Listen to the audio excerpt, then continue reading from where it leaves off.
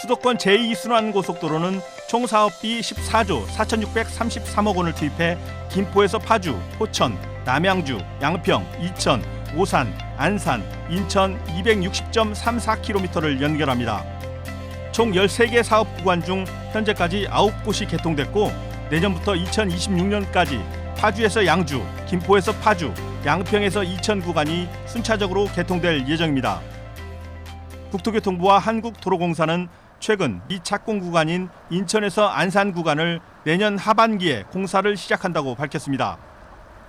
인천시는 인천 신항 물동량 증가 등을 고려할 때 제2순환선 인천에서 안산 구간 개통이 시급한 것으로 보고 있습니다.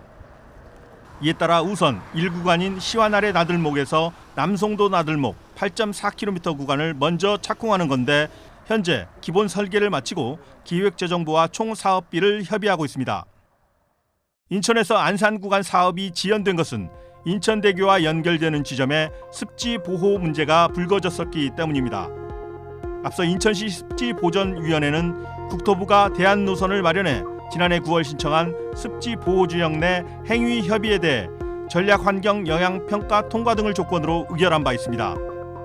송도국제도시 바닷가 아파트 입주민과 입주 예정자들은 바다 경관 훼손을 막기 위해 제2순환선을 해상 교량 대신 해저 터널로 건설하자고 요구했지만 인천시는 이를 수용할 수 없다는 입장입니다. 지난 2021년 제2순환선 대안노선 마련을 위한 민관협의체를 8차례 진행하는 과정에서 주민과 환경단체 의견을 이미 충분히 수렴한 것으로 보고 있습니다. 사업이 지연된 인천에서 안산 2구간 11.4km는 착공 시기가 1년가량 늦어졌지만 오는 2029년 동시 개통을 목표로 추진되며 총 사업비는 1조 6,889억 원입니다.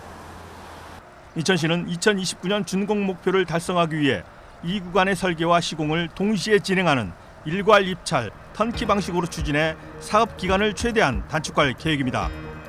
이를 위해 올해 국토부와 환경부 사이에 진행 중인 노선 확정을 위한 전략환경영향평가 본안 협의를 마칠 예정입니다. 해저 터널로 건설하면 제2순환선을 인천대교와 연결할 수 없고 비용 대비 편익, BC값도 크게 낮아져 사업 자체를 추진하기 어렵다는 게 시의 설명입니다. 인천시 관계자는 수도권 제2순환선 전체 구간 중 아직 착공 전 단계는 인천에서 안산 구간이 유일하다며 인천에서 안산을 마지막으로 제2순환선 전 구간이 연결되면 서해안선, 영동선 상습 정체도 완화될 것으로 기대한다고 말했습니다. 이에 앞서 수도권 제2순환고속도로 북쪽 구간인 파주에서 양주 24.75km 구간은 오는 12월 개통할 전망입니다. 지난 2017년 9월 착공된 파주에서 양주 구간 사업은 1조 4,126억 원이 투입됐으며 현재 공정률은 91.9%로 포장과 부대 공사 등을 남겨놓고 있습니다. 한국도로공사 관계자는 파주에서 양주 구간은 포장과 부대 공사 등 막바지 공사가 진행 중으로 오는 12월 개통에는 문제가 없는 상태라고 말했습니다. 이 구간이 개통하면 수도권 제2순환고속도로 경기 북부 4개 구간 102.4km 가운데 파주에서 양주, 포천, 남양주, 양평 76.95km가 연결됩니다.